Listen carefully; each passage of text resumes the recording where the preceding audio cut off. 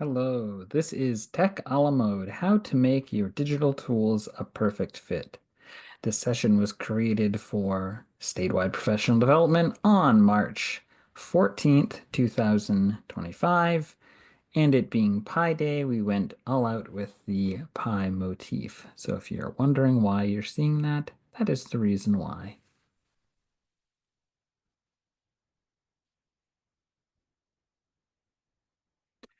My name is John Graham, and I work for the Department of Education in the Learning Through Technology team. And if you would like to connect with our team about professional development, such as the video that you're watching right now, we have many ways that we can connect with you in your school and come and present at your school, whether it's in person, virtually, or otherwise. There's contact information on there for us. And if you check out this presentation, there is a link to a sampling of our professional development offerings. So if you're interested, that's a great place to get started. So why did we pick the a la mode motif for this presentation? Well, obviously part of it is because 3/14 is Pi Day, and it made sense to play with that a little bit. But if you're not aware, the term a la mode is French for in the fashion or just fashionable. And we thought it would make sense to work off of that a little bit. Obviously, the classic pairing of pie and ice cream, I would say warm apple pie and vanilla ice cream being the most famous, but I think there are a number of different possibilities out there. But for the sake of our presentation, we're talking about pie as the learning that happens in your classroom. What is the content you're trying to get to your students? How are you trying to get that content to them? And how are they, potentially expressing that learning as well? Whereas the ice cream is an enhancement. The ice cream in this case being kind of maybe a technology aspect that you're adding to your learning that's happening in your classroom. So for those of you who like analogies, maybe that will help you going forward in this presentation. Looking at tech use versus technology integration. So tech use is what we're going to start with for our purposes. Tech use is, I think, thinking about it very generally, is sometimes what is needed for um, certain purposes within the classroom setting. It's a starting point for everyone. It's a nice, easy place to get started. Sometimes it can be very basic. It might be something like we need to gather information quickly, setting up a spreadsheet that we can share across everybody that they can hop on and put in information. Something like that is very utilitarian, very basic, and can be just what you need at certain points in time. Lots of technology use happens within a classroom that's not, you know, completely transformative to the learning or what's going on in the classroom, and that is fine. Some technology use that needs to happen is absolutely, again, utilitarian. The things that you need to do to make the class function day to day, or just, transfer of information in, helping with some of the teaching, but maybe not in a um, transformative type of way.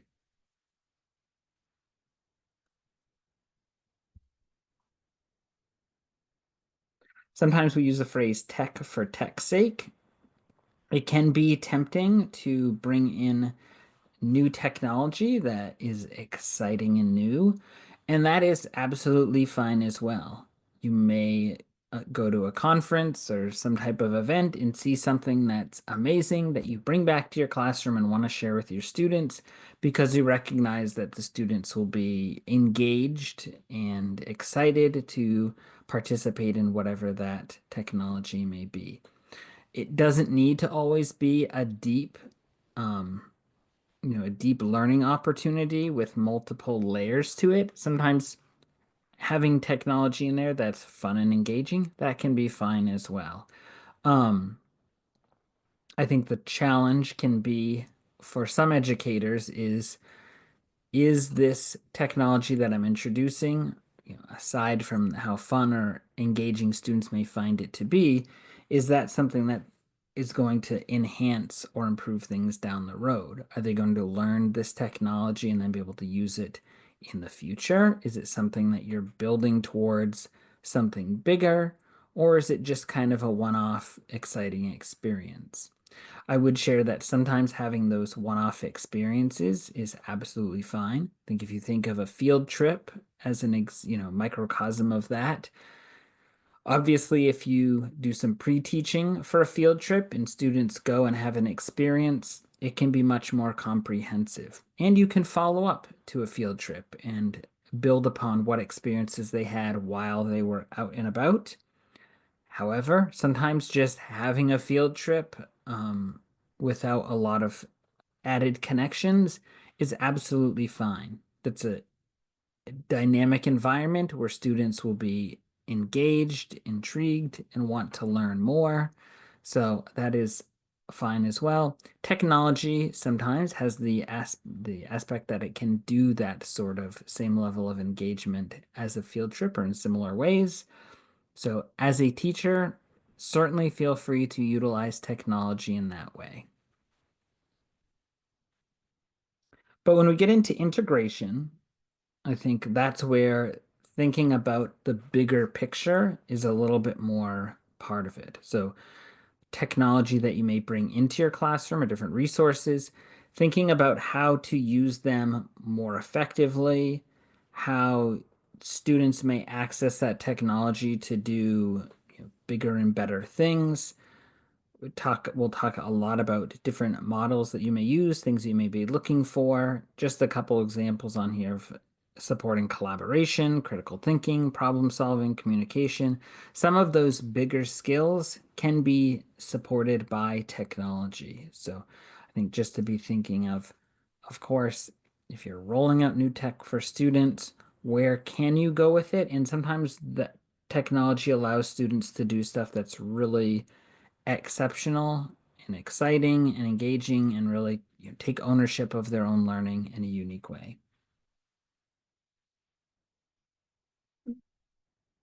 So just a few examples to kind of frame some of our thinking. A read aloud, obviously something that many elementary school teachers do and hopefully beyond, where the teacher will read a book, typically a picture book to students. So there's a lot going on there. Students are hearing the teacher reading, learning from the teacher may have asides as they're talking, learning in those instances. There's you obviously visual. If you're looking at a picture book, there's visual aspects to take in. So there's a lot that can happen with a read aloud. I think any teacher that does them in their classroom completely understands the value of having read alouds in their classroom. As far as a technology component, you could have recorded read alouds that you have students access. So this could be pre-recorded read alouds done by the teacher that's shared out. Maybe if you have a station rotation model, students may listen to recordings. It may not be a recording of the teacher. There are many different services and YouTube videos that offer recordings from a wide variety of people doing recordings, so celebrities and um, just people who are excellent at doing read alouds. And those components can be really helpful for a teacher, obviously having a wider variety of books, giving students the agency to pick different books and do those read alouds. And the read aloud may be just a straight reading of the book. It may have those interjections by the reader, but I think the recorded part of it, that technology component, can add some benefit to it, but obviously there's something different happening there than if you're doing a regular sit down read aloud as we might think of it. Another example might be students using a paper and pencil. So it could be as simple as filling out a graphic organizer. So obviously there's learning that happens when students are writing things down. There are certain things that students will remember better in some ways, maybe more thoroughly, um, using paper and pencil tasks. But if you take that same um, graphic organizer and transfer it to a platform like Google Docs, you might use Google Classroom to share that out with students. They might be able to make a copy and customize the graphic organizer in different ways. The burden of writing for some students, it might, take that away. They might be able to use speech to text to fill out the graphic organizer. So there are all sorts of things that technology can bring in that can alter and improve in some ways the actual assignment or task that you're doing without technology. So all some things to think about when you're weighing the two against one another. So we're going to do a little reflection activity. I have connected this Mentimeter, and I'll show you the results in just a minute from doing this on March 14th, so you can see what that looks like. Our Mentimeter here. I had respondents in our live session, and I will include the link if you're interested in checking this out. But I had them go through and rate these different prompts. I have 5 different ones here on a scale of 1 on the tech use end and 5 on the tech integration end. So this slider features one of the useful little functions in Mentimeter. Starting with the first one, flashcards about biomes in Quizlet. So people tended to lean a little bit more towards the tech use end. If you've never used Quizlet before, essentially you put a set of data into it, and from that you can make mini quizzes and some different activities. But flashcards are, I think, kind of the most popular use for that. So if you had set up a Quizlet about biomes, some questions for students to review before, an assessment or just to work on their content knowledge, maybe leaning a little bit more towards tech use and a higher level integration. Good to build those foundational skills. Flashcards can be helpful for that. So just kind of some food for thought as far as how you might use different technology and how it might kind of play into things a little bit bigger. The next one, creating a bubble wand in Tinkercad. So if you're not unfamiliar with Tinkercad, it is free software that people can use and often use for designing STL files that can be printed and used for other purposes, but often for 3D printing.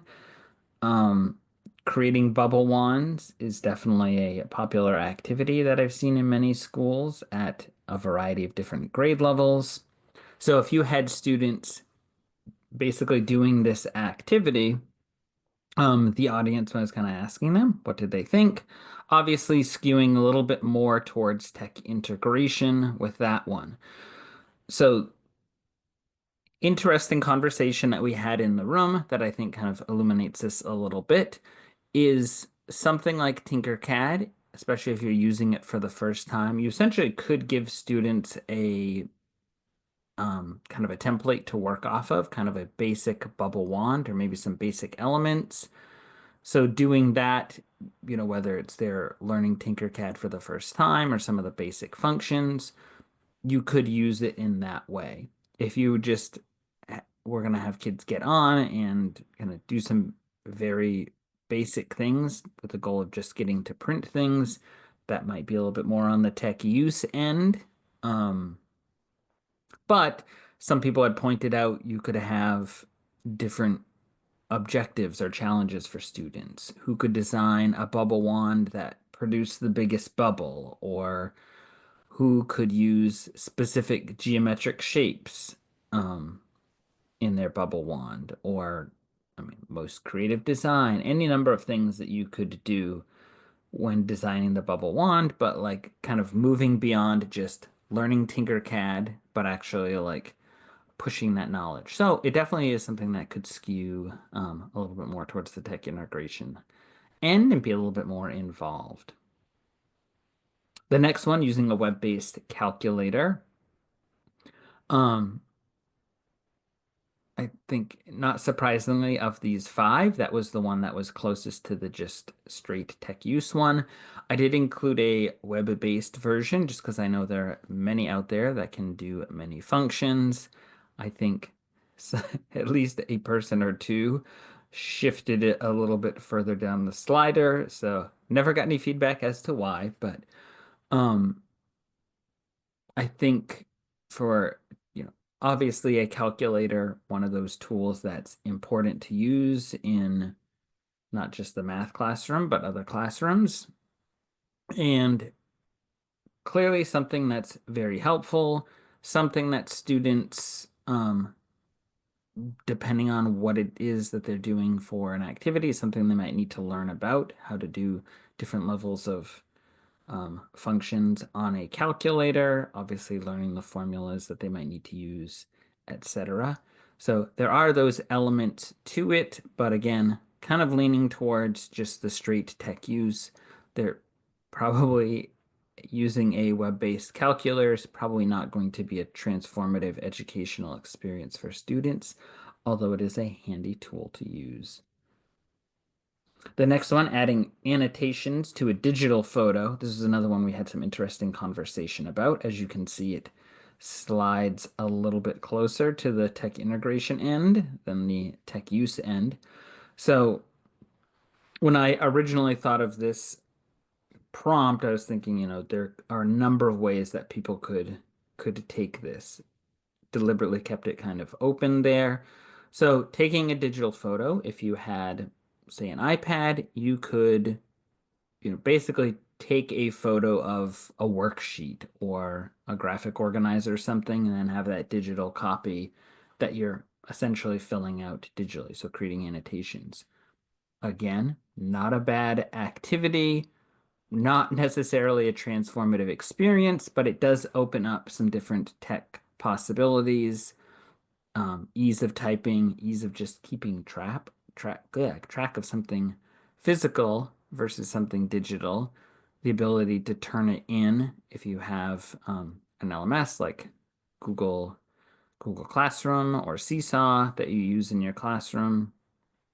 Having a digital copy obviously makes that easier for the student and teacher oftentimes, and of course it opens up the possibility of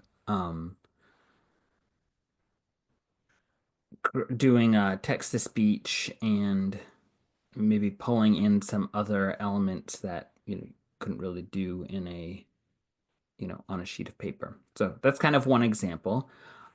One of the people in the group had said, you could have students take a picture of something. We use the example of a plant or a flower, and you could use that to label it, for example. So if in a science class that's something that you were studying, you could A, distribute the pictures to students so they have a digital photo that they're going through and annotating themselves. So there's that possibility. Or, depending on the time of year, you might be able to go outside and have students actually take photos using the iPad. Yes, taking the iPad outside would be an interesting adventure for students, but to take pictures of plants and then go back to the classroom and label them could be a fantastic activity for sure. And I think again gets kind of into a more transformative experience for students. Um, so that was our kind of a summary of the conversations that we had in relationship to these. And then the last one, listening to an episode of a storytelling podcast. So this was interesting in that it skews a little bit to the tech use side of things. And again, I think it's that providing context that determines which end it's towards.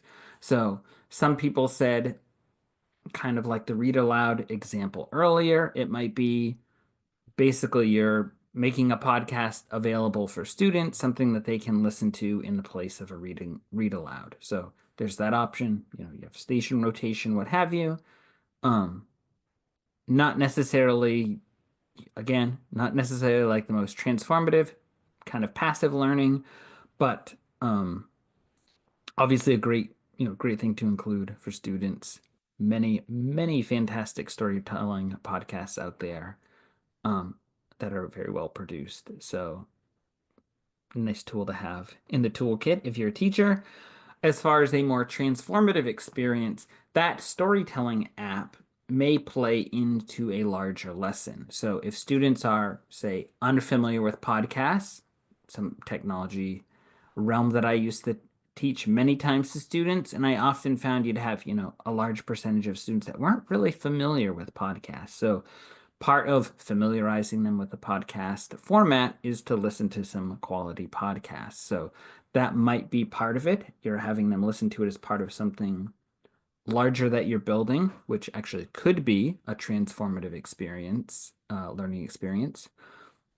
You might have them listen to that storytelling podcast with the goal of having them, do some sort of prompt or something like that.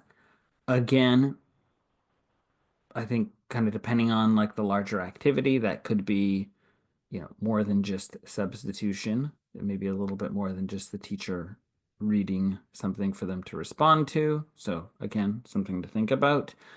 Um, but then you might have the goal of students actually creating a podcast similarly. So listening to an episode of a podcast or a storytelling podcast specifically might be kind of the first step in getting them towards creating their own. If you're having students do creative writing or a specific type of writing in your classroom with the goal of them creating something that they're going to make a script and they're going to make their own narration, again, it makes sense to listen to high quality versions of that. Um, so just some thoughts. And again, I love that example of how you can have something like a podcast to look at that format and how can it fall along different parts of this spectrum. All right, my favorite slide here. Why does vanilla ice cream pair well with hot apple pie? So we did a little deep dive into this. I thought this was an interesting thing to share. Some of you might be wondering about this as we move through this presentation, seeing those pie a la modes floating around the screen.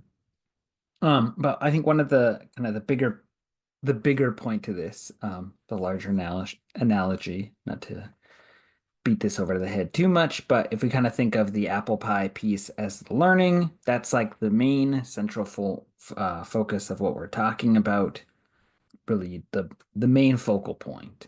Um, Whereas the ice cream, think of that as the technology, is kind of an extra piece, a flourishment.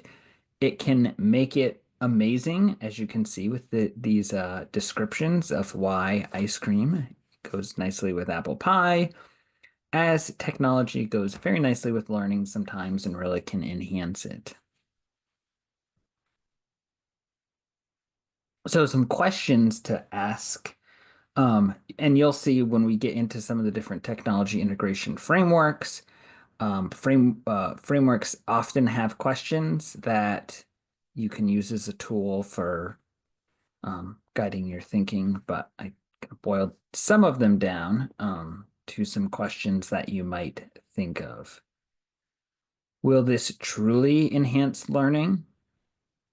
Could this actually limit the learning? Is this tech the optimal tech to be using? Could this tech transfer to other areas? And will this provide a transformative experience? So just to go through those a little bit of added detail. So that first one about a truly enhanced, will this truly enhance learning? So I do think that's one of the things obviously to keep in mind. Technology, as we've kind of already talked about, it doesn't always have to, be this amazing transformative experience. But I think the enhance piece, it can,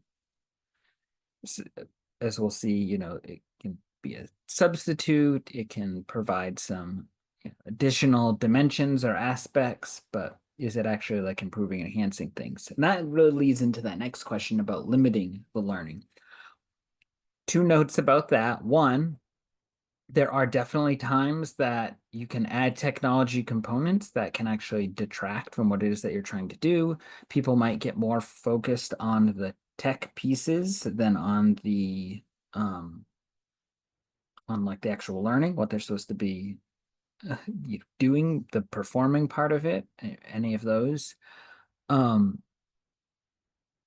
and the other component is, I think if you think of cognitive load, one of my suggestions to people if they're rolling out new technology is if you're, say, doing podcasting for the first time, when you're working out the process of making the podcast and going through all the tech pieces that are going to be new for people, try to find a topic or area of focus that's a little bit lighter. So there's not, a lot of learning, a steep learning curve and a heavy cognitive load there. You try to find some balance there. So one of the ways you might go about that is by having some lighter content, doing stuff that's more fun, funny, what have you. When you're learning the actual technology. Otherwise, this second question about it actually limiting the learning, that will definitely happen because people get more fixated on the actual editing pieces and the final product, and they don't really put the time needed into the actual meat of the matter. The next one is this the optimal tech to be using. So I know that sometimes you're limited by what you have access to with your budget or school requirements and systems and things like that. So that can be one of the limiting factors. So hopefully trying to find something that is the best that you can access. Optimal can be kind of a challenging word here because there are often limitations placed on what you have access to in school. But I think that's always a nice place to think of. Coming from like a more tech perspective, if I had a teacher that was wanting to really do some transformative stuff, but they were just finding limitations to the actual tech that they were using, if they could make a really good case, I need this specific software, I need this additional stuff, we can work to come up with a solution, hopefully. But if you're not thinking in that way, like how do you get to that other level? Or you're just thinking, I can't, like, I don't have that pathway, and that pathway doesn't always exist, but hopefully it's just a conversation if there's something, going to that next level to get more from maybe the best that you have access to something even more optimal. That next one, could this tech to transfer to other areas, is always something to be mindful of. Work with a lot of librarians. I know librarians frequently are doing great stuff with technology in their spaces and working with students. Part of that is that teaching students how to, just example, do 3D design. That's a learning that could transfer into other areas, other classes. So that's definitely something to be thinking about, no matter what your area of focus is, what your, population that you work with at a school. Always something to be mindful of. If you're giving students other tech tools to have in their toolbox, so to speak, having that transfer over to others can be really helpful. I also think bigger picture, sometimes it can really unlock something for students. From my own experience, I've had, a lot of students over the years that doing video editing or audio editing is just something that clicks with them. They just like it. They'll spend a lot of time doing it. And, had students that have gone on to do that in, varying levels, academic, professionally, etc. But just seeing that component unlock for them, like, oh, I really enjoy doing that. That is like an area that sometimes you can hit upon. So beyond like the transferring to other areas, sometimes it can be very leading to the next one, a transformative experience. Again, it doesn't always have to be transformative. Sometimes it happens deliberately. Sometimes, it can just be sort of, I hadn't even thought, like I was just saying with students, I hadn't even thought about like doing this activity where students make a book trailer is going to completely change somebody's life trajectory because they'll just fall in love with it. But I think, again, getting to those different tools in the toolbox, I think students having different experiences it is so helpful for them to just have a variety of learning experiences and learn different ways to express or share their learning. And that really can be transformative in ways, like might not even be apparent to you at the time. So we're going to look at four different frameworks. There are many, many out there. These are just four that I picked for a few different reasons. I would say the two on the left, SAMR and TPACK, are the kind of most well-known, most broadly known. Part of that is because they've been around the longest. And then the two on the right are maybe not as well known, but a little bit more recent, and I think kind of speak to different audiences in different ways. So that was why I decided to include those. Couple things that I would say to keep in mind. You're not going to necessarily use all of these frameworks all the time. Some of them might speak to you within a certain context. Some might, not really click with you at all. I've had teachers before that they're just like, oh my God, like I already think that way. Like that, this is just summarizing how I was already doing things. So if that's the case for you, then that's fantastic. It might be, have some resources or tools that you can build upon.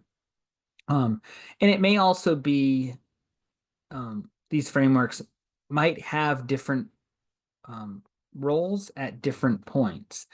I have heard tech integrators say that some of these are very good if you're having a discussion with an administrator, kind of big picture. If you're working with a veteran teacher that maybe feels kind of anxious about technology in their classroom, some of these models might be helpful, some might be overwhelming. And if I think it's always something to be thinking about is who your audience is, who you're working with. If you're working with yourself, to make improvements, some of these will speak to you in different ways. So SAMR, the first one that we're going to look at, is probably the most broadly known.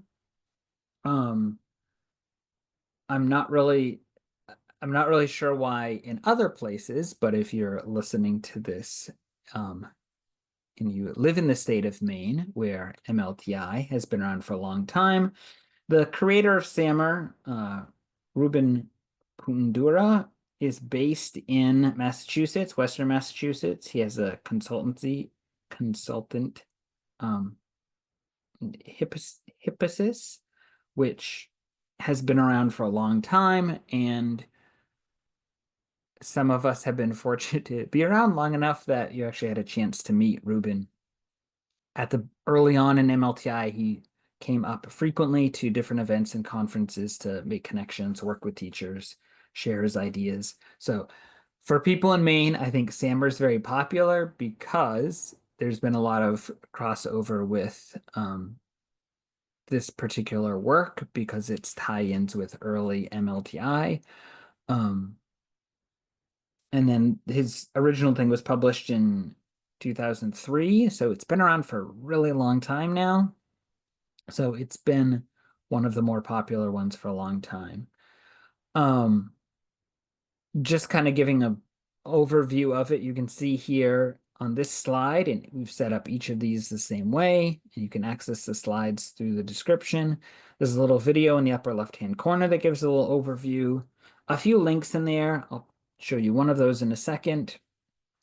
And, a graphic that actually shows the framework itself. SAMR is kind of tricky in certain ways because I think it tends to lead people to think about hierarchy. So one of the things that we liked about this graphic is that substitutions at the top, redefinition is at the bottom. I've seen others that have like a ladder or being in a body of water or something like that. And it really makes the second two, modification, redefinition, seem like they're much better. That's where you want to be. And it makes the first two, substitution, augmentation, seem like lesser than. And I think it's important to emphasize that each of these has a time and place. Not everything that you do with technology in your classroom can be redefinition. It's fantastic when that works out, but that can't always be the case. And substitution is, perfectly valid way to use technology within your classroom. I think, a lot of work that people did on worksheets and etc. has shifted over to, Google Docs and Google Classroom, and that's absolutely fine. I hope that people recognize that and want to use that accordingly and not feel like, oh my gosh, this should be much more, much more impactful in my classroom. So I'm going to close out the presenting mode, and I just wanted to pull up one of um, a different version of SAMR for you to see. So similar idea, you can kind of see that it goes kind of a little bit in reverse, but this shows the idea of these first two are shown as enhancements, substitution augmentation, and then the bottom two, modification and redefinition, are shown as transformation. So again, I think useful for when you're thinking about SAMR, but don't get too hung up on um, some of them not being of quality for a variety of reasons. So this article from Edutopia from almost 5 years ago now is a nice kind of overview of SAMR. And again, we try to link to some articles that we think are useful and helpful for you in understanding these.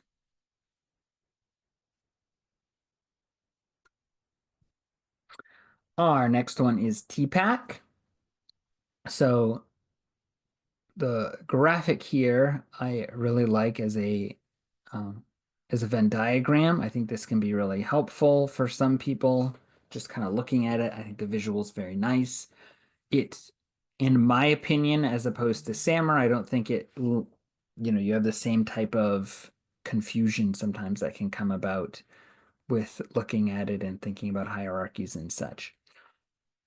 I particularly like this in working with veteran teachers who maybe don't feel as confident about their technological knowledge. You can see that top grouping there because it puts it on equal footing with pedagogical knowledge and content knowledge. And in working with veteran teachers, I've often found that the pedagogical and content knowledge they have down. If they've been teaching for a long time, they have that solid.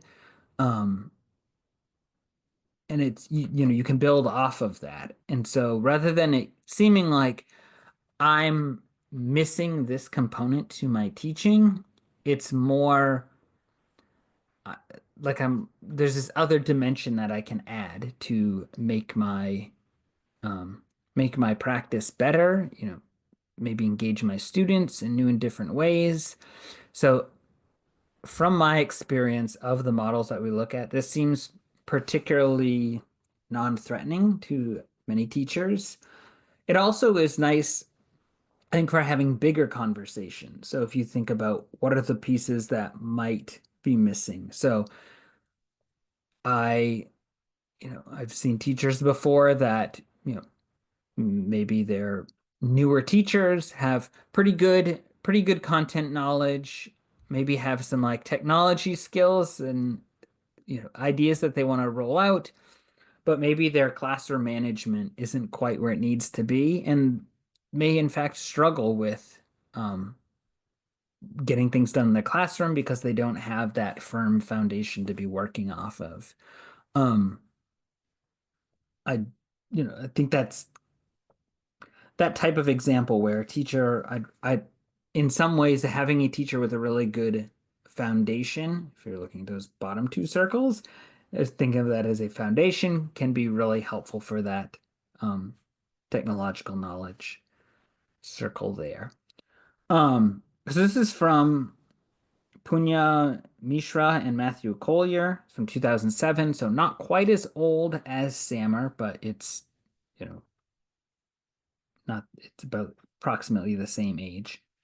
And in 2019, they updated this by adding that what you can see is the outside circle that says context or sometimes contextual knowledge. Um, so I did like that people went back and, looked at this and wanted to revisit it, and that was the modification that they made.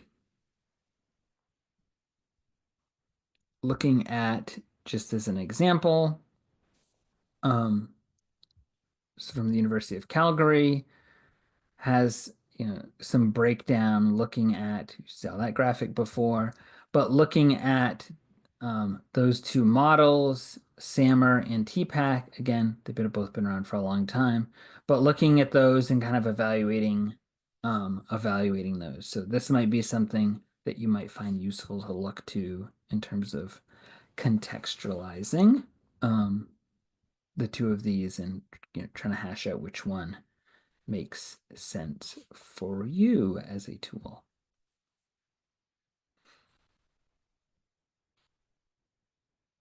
All right, moving on to our third one, triple E. So those E's stand for enhance, extend, and engage. And hopefully you can get a nice view of this graphic that we have here on the right. It shows kind of the cycle of moving through those three E's. And you can see that there are 3 questions connected with each of those E's. So I'm not going to read all of them to you right now, but just kind of an example. If you look at that enhance one, the first one, does the technology tool aid students in developing or demonstrating a more sophisticated understanding of the content? So they have a lot of those kinds of questions to help you with your thinking. So if you're looking at bringing in new, new technology, new tools, trying to think about it big picture. I personally, I think, um, depending on how you frame your lesson planning, laying out a unit, however it is that you plan and deliver your curriculum, some people just think in a methodology similar to this. So for some people, this is not a big jump for them. So I think if that's you, I think this may just click easily, and it's something that you'll want to you know want to read through and kind of think about in terms of your own work and planning. Um, their website, tripleframework.com, is very useful. It has a lot of great tools on here that get into the Triple E framework. This one I liked, Triple E framework for evaluating educational applications. I think this could be useful in terms of, if you're working through um, really thinking about all of these different aspects. If there's a tool, hey, I'm thinking about bringing trying to think of a specific, like a video production into my classroom at some point. How would I want to bring that in? How would I want to introduce that and make that happen? Okay, so that's the Triple E framework. So definitely, I think, a useful one that really clicks with many people.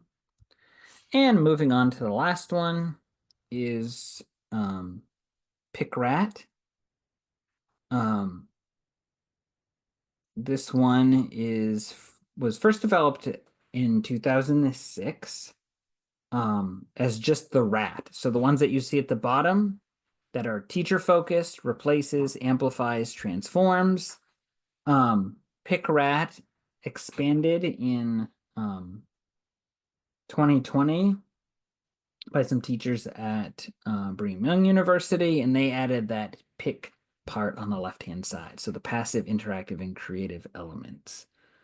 I think the kind of matrix layout of this works for some people. I brought this in as an example because I think the student focused aspect of it is really nice, whereas students' relationship to tech is and then be kind of thinking about that. And because it's a matrix, like there can maybe different combinations in here if you're looking at your own practice. Um, as far as tools, there is this entry, the PICRAT model for technology integration and teacher preparation, and it is from the authors of the PICRAT model. So lots of information here, but what I like that this has is it looks at the difficulties using prominent models. So it looks at each of the popular models, some of which like SAMR, I've already talked about, um, and gets at some of these pieces, fruitfulness, student focus, clarity, stuff like that. So again, if you're looking for some additional resources or perspective as you're thinking about technology integration frameworks that might help you, um, this one, even though obviously they're trying to sell you on the awesomeness of PICRAT, I would say it's definitely worth looking at and food for thought as you look at some of the different models on here. And then the other link that I want to show you, I think when you originally see that matrix, it might take you some time to kind of think of like, what exactly does that mean? So you can see it has some examples of what that might look like, different activities, and where they fall within the PICRAT model. So you can see just as an example, in the passive and amplifies piece, there's sharing bit.ly links. So the ability to share short links with students so they can access that information easily and quickly can really like amplify, but there's not, there's not a lot of like creativity or interactivity. There's not a lot there. It makes things better, but it's very fairly passive type of activity. If we look up into the more creative realm and transformative, so it has creating an iMovie in one, creating an iMovie over here, and then computational thinking activities, programming. So getting into things with a little bit more depth. So this is really helpful in terms of this graphic, in terms of if you're struggling when you first look at the PICRAT matrix and you're kind of like, what does that mean? What does that look like? I liked this. I'll definitely include this just to give some perspective on PICRAT and how that might be interpreted.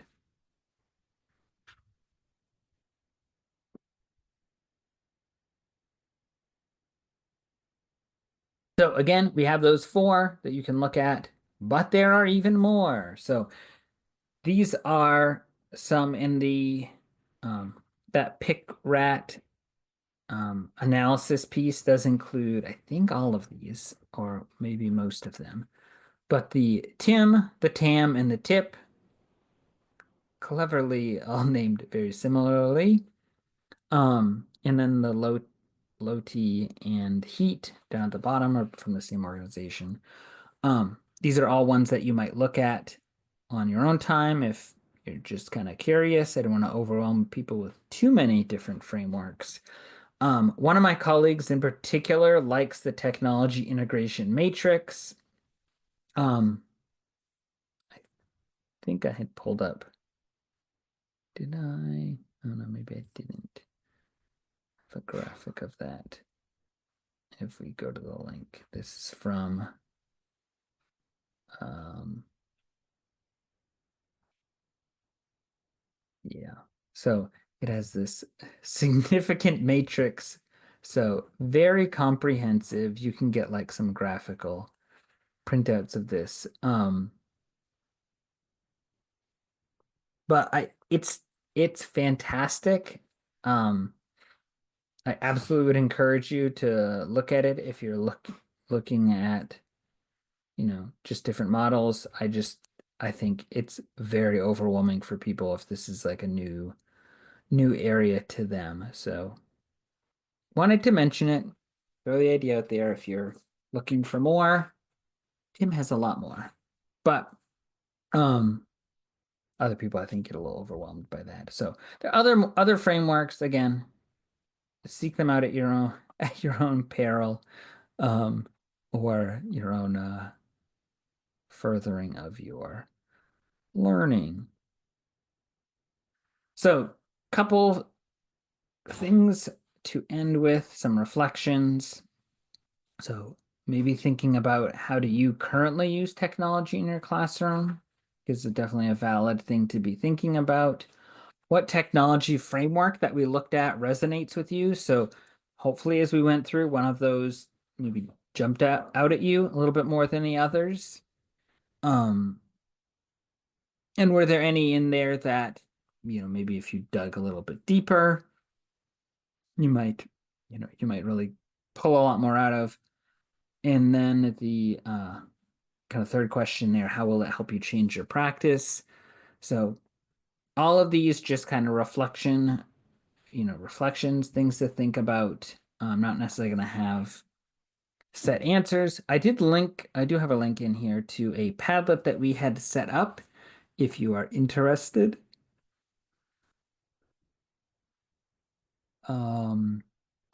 I can pull that up in just a second. But again, just like an avenue for people to kind of share some of their thoughts or ideas. The other thing that you might want to put on that, if you feel so compelled to share something on the Padlet, is in thinking about moving forward. So, what is one idea you will bring into your planning going forward? So, all of these frameworks are, they're not a silver bullet. They can give you some ideas, give you some perspective, some ways of thinking that can be helpful, but maybe there's something in there that clicked for you that might be helpful. It's something that might be really actionable right now. That's always good. And how would you modify a lesson to use technology more purposefully based on what you've learned today? So that could be another piece. Maybe it's technology you've used before. Maybe it's technology that you've considered using, you've seen other people use, you've had recommendations.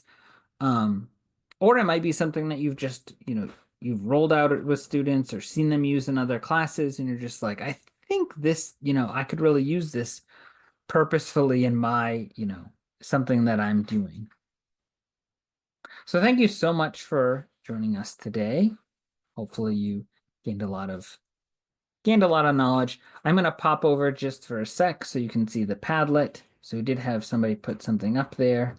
If you've never used Padlet before, it's pretty simple. You just get on there. There's a plus button and you can just put a post, share your thoughts on there. So definitely take some time to put something into the Padlet if you are interested.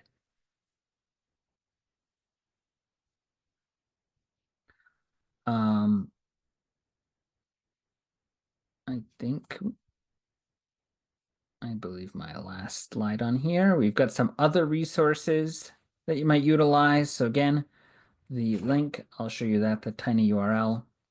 You can access this slide deck and access any of these links. Some of these are just kind of some extra ones that didn't necessarily fit into the slides particularly well anywhere. But one that I do want to highlight is when we started the MLT Ambassador Program, our first cohort did a series of videos, and one of them was about effective technology integration that was organized by Rob Dominic, one of our original ambassadors. So these are all set up in a playlist. So if you go to our YouTube channel, our Learning Through Technology channel that I'm on right now, you can watch through any of these videos of